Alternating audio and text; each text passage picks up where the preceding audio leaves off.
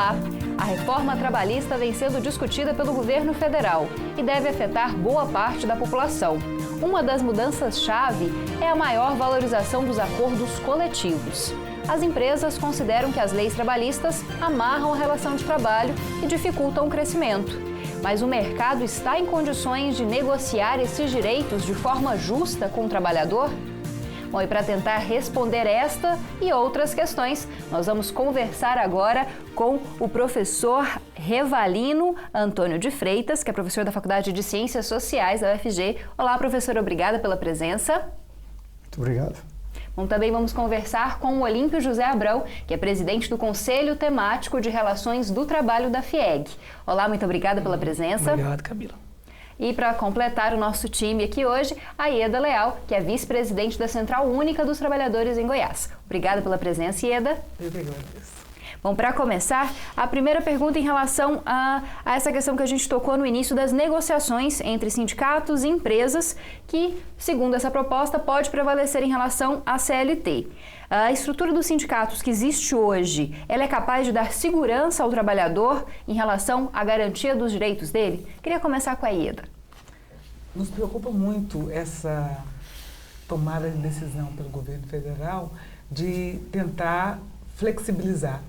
Se nós tivermos a garantia de que o que está na CLT vai ser respeitado, nós teremos condições de tentar abrir um diálogo para que as coisas possam se dar de forma melhor.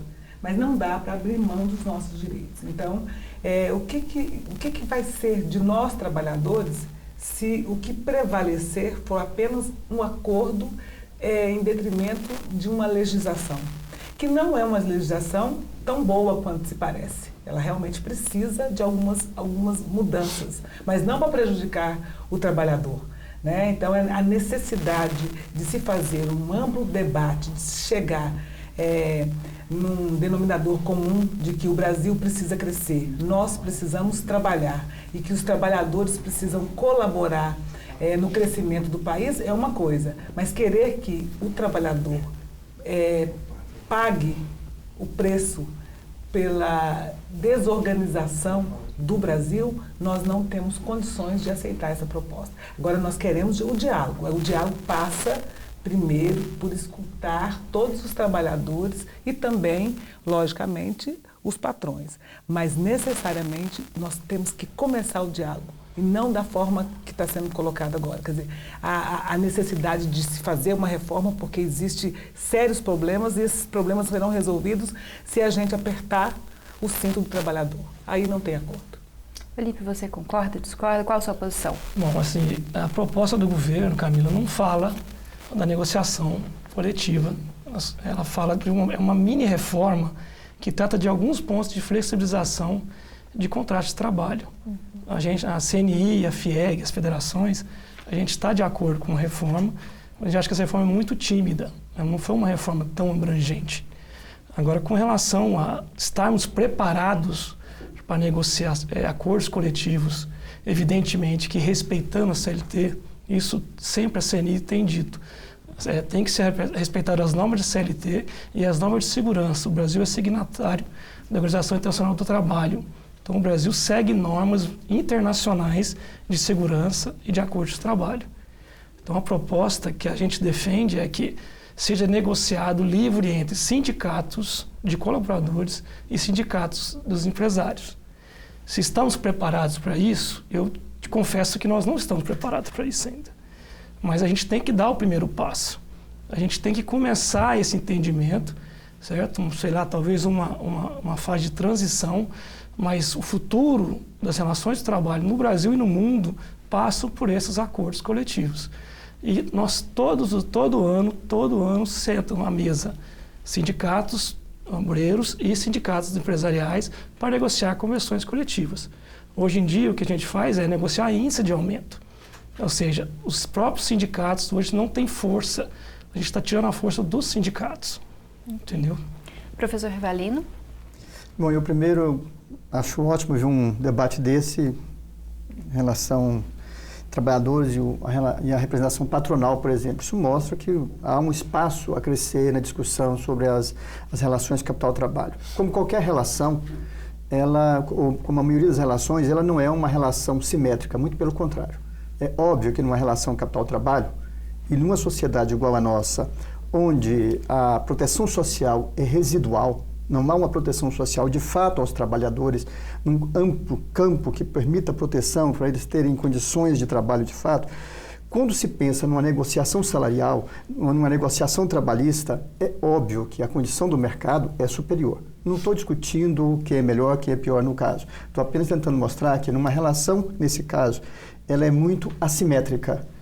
Não estou discutindo também que deve deixar de ser assimétrica, não é isto. O que estamos discutindo é que em qualquer sociedade mais civilizada, inclusive via OIT, as relações dos estados que têm um sistema de proteção social, eles têm um sistema de proteção social forte que permite que patrões e empregados possam negociar, sim, negociação de acordos coletivos, de uma forma muito mais precisa, para discutir as questões pontuais que diz o dia a dia do trabalho. Agora, para isso, tem que ter um amplo leque de proteção social para garantir os trabalhadores. Isso no Brasil nós não temos. É extremamente frágil. Quando a CLT foi instituída, em alguns aspectos o Brasil era muito mais avançado que vários países do mundo. Um exemplo é o caso das férias. Nós tínhamos 20 dias lineares de férias, e que a maioria dos países não tinham, né? Depois, isso mudou. Os outros países passaram a ter férias muito maiores e tudo mais, e nós fomos ficando, que nós paramos no tempo com relação a isso. Nós não avançamos nesse sentido. Professor, então, essa é uma questão que tem que ser dita, né? Tem que ser pensada. Vamos ter que interrompê-lo porque o nosso bloco está chegando ao fim. Não, sem problemas, professor. A gente volta daqui a pouquinho para continuar esse debate a respeito da reforma trabalhista. Não saia daí, a gente volta rapidinho.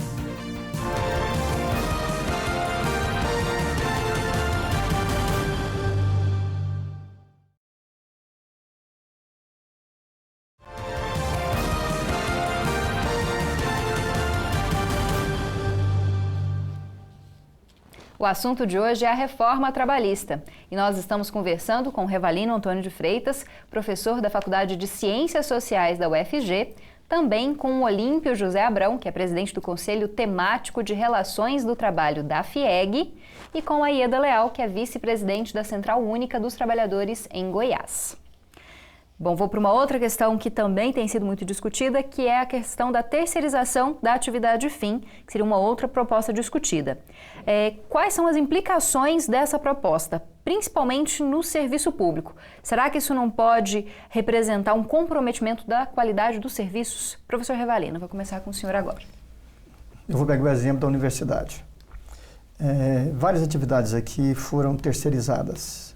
E, historicamente, todo o processo de terceirização, e a literatura mostra isso nas questões de trabalho, no campo da sociologia do trabalho, todo o processo de terceirização significa, antes de mais nada, um descompromisso com o objeto de trabalho. Você não tem um compromisso efetivo com o que você está fazendo. Os funcionários, os servidores terceirizados da universidade, eles não têm um compromisso com a universidade, para dar um exemplo rápido aqui. Então, nesse sentido, a terceirização, ela atende, veja, para o mercado ela é ótima, mas para o público, para a sociedade, para o consumidor final, ela é perversa, na medida em que a qualidade do serviço cai. E não há literatura nenhuma que mostre o contrário. Toda a literatura, pelo menos no campo da sociologia do trabalho, mostra exatamente isso. A questão da qualidade decai. Bom, em relação à questão do serviço público, ou do serviço privado, perdão, das empresas. No caso, o serviço público, a gente realmente não posso responder. Mas eu queria entender por que tem tanta resistência com a terceirização. A terceirização hoje ocorre no mundo inteiro. O maior setor que emprega a maior mão de obra terceirizada é o setor público brasileiro. Hoje, não querer discutir uma lei que determina como funciona a terceirização, porque hoje não existe uma lei. A gente está deixando de fora uma população enorme de trabalhadores no Brasil que são trabalhadores de empresas que terceirizam serviços, que estão sem a segurança nenhuma da lei. Então, eu não entendo por que tanta resistência em discutir e aprovar uma lei. No caso do setor privado, existem empresas privadas que são altamente contratantes de mão de obra terceirizada. Outras não.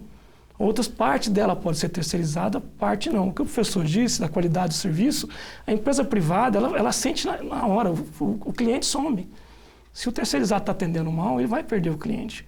Ou ele vai trocar de empresa, ou ele vai tirar a terceirização, vai voltar a atender pessoalmente.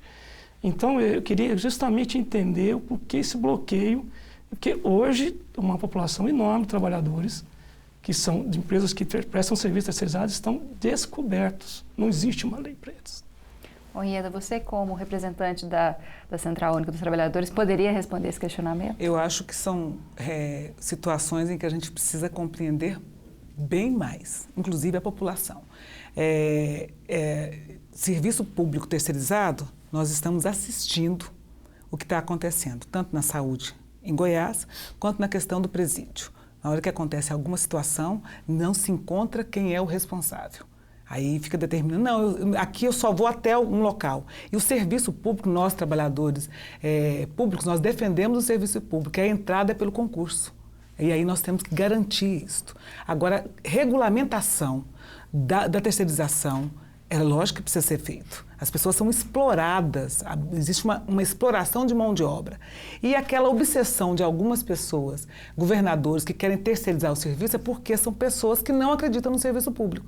Então, portanto, são pessoas que estão no lugar definitivamente errado, porque nós precisamos defender o serviço público, porque uma universidade, uma escola, um hospital, onde tem pessoas que têm a carreira e que estão dedicados e se tem o desempenho para garantir que todo o trabalho será feito, é diferente. Agora, não se pode querer um serviço público sem ter as condições, por exemplo, serviço público na educação de Goiás, com 15 anos sem concurso público. Nós sabemos perfeitamente que existe um número muito grande de contratos que não representa a entrada correta no serviço público. Então, temos que separar. Então, primeiro, a luta é para regularizar a vida das pessoas que prestam serviço para essas empresas. Ótimo, não tem problema nenhum. Agora, nós temos que proteger. A população precisa entender que existe uma proteção ao serviço público, que é a entrada, a permanência e a formação durante o serviço para que ele possa atender o público melhor. É isso que tem que ser feito. E não essa situação de que, porque alguém não faz serviço, nós temos que ter terceirizar, porque terceirizar significa que alguém vai estar sendo vigiado para desempenhar o serviço. Não é isso. Nós não entendemos que o trabalho tem que passar por essa situação, mas acho que necessariamente corretíssimo. Eu acho que tem que ter tem que se regulamentar sim o serviço para parar com a exploração. Existe uma exploração da mão de obra dos trabalhadores e das trabalhadoras no Brasil, porque não existe uma regulamentação. Tem que regulamentar. Quando as pessoas não dão conta da regulamentação na iniciativa privada, acha que agora todo mundo tem que terceirizar o serviço. É a saúde, a educação, são os presídios. Daqui a pouco a gente vai terceirizar um monte de coisa na nossa sociedade e nós vamos ficar perdidos. Então, acho que existe uma recuperação do trabalho no Brasil. Então, nós precisamos recuperar o trabalho público, né? Eu acho que essa necessidade de fazer esse debate de forma plena. O Olímpio pediu a palavra, mas eu vou ter que pedir para ser no próximo bloco, porque o nosso tempo está acabando. A gente finaliza esse debate e dá a palavra para o Olímpio responder a Ieda daqui a pouquinho no último bloco do Conexões.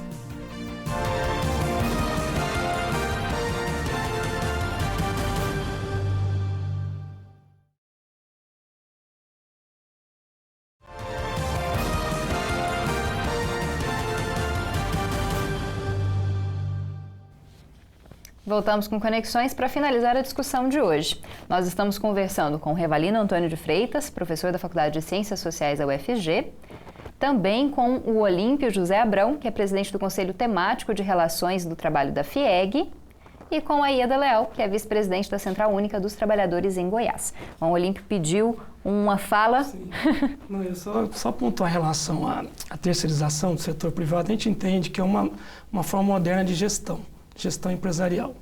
O que a gente não concorda é que numa regulamentação, como existe hoje, é que queira se proibir a atividade fim. A empresa só pode terceirizar portaria, limpeza, alguma coisa assim que seja. Com relação ao setor público, o Estado, a gente entende que o Estado brasileiro ele é muito grande. Ele é exageradamente grande. Por isso que nossa carga tributária é altíssima. A gente entende que o Estado tem que dar para o cidadão qualidade de ensino, educação e saúde e segurança. Mas o Estado brasileiro ele é muito grande, então ele acaba tendo que, para se modernizar, prestar serviço de qualidade, ele tenta fazer a gestão moderna da terceirização. Mas, na nossa visão, é uma gestão moderna e que, para o setor privado brasileiro, não poder utilizar, não ter a segurança jurídica de poder utilizar um serviço terceirizado como hoje, é um entrave e um custo muito grande para a produção brasileira. Revalino e Ieda querem complementar, já que teve um contraponto? Eu acho que a necessidade do diálogo e da conversa e do tratamento. Lógico, o Brasil é enorme, saúde é fundamental, segurança, a educação, mas tem certas coisas que não tem a menor condição de terceirizar. Não existe condição de a gente terceirizar a entrada, a participação dos professores na escola, a coordenação de uma escola. Né? Então, existem algumas coisas que nós precisamos, de fato, nos aprofundar e tocar nisso. Eu sou professora, eu sei exatamente o que eu devo fazer numa escola. Eu passei por uma universidade e fui para um concurso público. Então, não há de se discutir, né, no Brasil, com uma pessoa que passa por esses locais para se organizar, para ser professor, terceirizar esta atividade. Okay. Então, terceirização na educação não procede. Bom, temos que finalizar com uma última questão. Vou passar a palavra para o professor Revalino, já fazendo a nossa última questão do debate de hoje. A possibilidade de aumentar o trabalho para até 12 horas, diferente do que a Ieda disse, né, de reduzir a carga horária dos trabalhadores, com intervalos de almoço menores que 1 hora, poderia caracterizar, assim, uma exploração além da capacidade do trabalhador? Bom, primeiro dizer que a questão do Olímpio suscita mais discussão ainda, sobretudo sobre a questão do Estado e da carga tributária. Mas fica para outro momento, quem sabe. Vamos pensar o seguinte, quando diz questão com relação ao tempo de trabalho, nós temos que pensar que a situação do tempo de trabalho não diz respeito somente do ponto de vista linear das horas. Isso é a horizontalidade do tempo de trabalho. Há uma questão que é mais grave ainda, que é a intensificação, a verticalização do tempo de trabalho. Cada dia que nós colocamos uma máquina num escritório, suponhamos, e que a automação vem, no início a ideia da automação, seja no setor industrial, seja no setor comercial, seja em qualquer setor, foi saudado como o fim do trabalho. A ideia de que nós iríamos viver sem trabalho. Tolice. Ela intensificou ainda mais o trabalho, porque aumentou o ritmo de trabalho. Nós vivemos, até 15 anos atrás, no campo da sociologia do trabalho, quando nós discutimos a questão de saúde do trabalho, a principal questão que nós preocupávamos era a questão de LER e outras doenças ocupacionais. Hoje, a questão central é a doença mental. E por que a doença mental? Justamente pela intensidade do trabalho, pelo ritmo de trabalho. Então, essa questão não é somente uma discussão que já é, por si só, já é preocupante de ampliar a jornada de trabalho em si, até por mais horas, que sejam 2 horas a mais, como é hoje legalmente.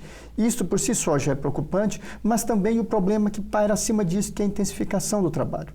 E isso não tem sido discutido.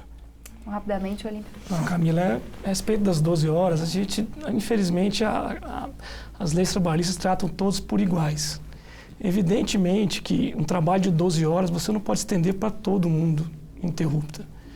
Tem normas de segurança, volto a frisar, dentro das normas internacionais de segurança do trabalho, dentro da CLT, o que a gente prega é que o acordo coletivo, um acordo feito entre patrão e empregado via sindicatos, é que ele possa flexibilizar. Alguns setores podem estender a jornada, outros não, entendeu? Então não é uma coisa geral. A proposta do governo, ela traz, como eu disse para vocês no começo, ela foi muito tímida, ela fala muito em contratos temporários de trabalho, flexibilização de férias, que é uma coisa, por exemplo, quem tem mais de 50 anos pela CLT não pode tirar 20 dias de férias, tem que tirar 30. E a população hoje, 50 anos, é considerado jovem. Ainda tem muita lenha para queimar, vamos dizer. Então, para a CLT, não, ele já é senil, velho. Então, não se pode tratar por igual, não são todos iguais. Assim como tem setores que são diferentes um do outro, não são iguais. Para finalizar, Ieda? Eu acho que essa história de 12 horas volta à escravidão.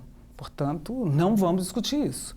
Eu acho que numa mesa de negociação a gente não pode discutir estender a carga horária dos trabalhadores. Nós temos que reduzir para garantir que mais pessoas trabalhem. Com a redução da carga horária, nós vamos ter mais trabalhadores.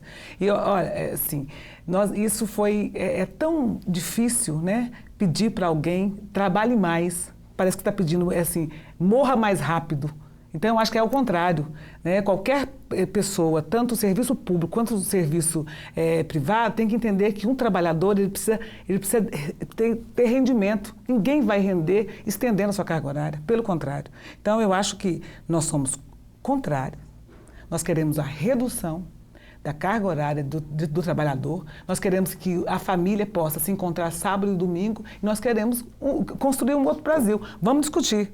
Discutir é uma coisa. Agora, querer impor que as pessoas possam querer trabalhar mais e vão ganhar mais o quê? Vão ficar mais doentes, vão morrer mais rápido, e nós não concordamos. Não existe isso. Escravidão já acabou há muito tempo. Bom, felizmente nosso tempo chegou ao fim, a gente até já estourou o bloco, porque eu acho que renderia ainda mais algumas horas de discussão esse tema, várias perguntas ficaram a ser respondidas, mas queria agradecer a presença. Professor Rivalino, muito obrigada. Eu que agradeço. Também, Olímpio, muito obrigado pela presença. Camila, muito obrigado. Obrigada mais uma vez e Eda por participar com a gente do Conexões. Eu que agradeço, a gente tem que voltar para a gente continuar essa discussão. Vale muito a pena. A gente vai voltar com certeza com o tema. Muito obrigada. Bom, e o programa de hoje acabou, mas você pode continuar acompanhando Conexões no site da TV UFG. Também pode mandar as suas sugestões no e-mail jornalismo@tvufg.org.br ou no WhatsApp 99181 1406. 99181 1406. Muito obrigada e até mais.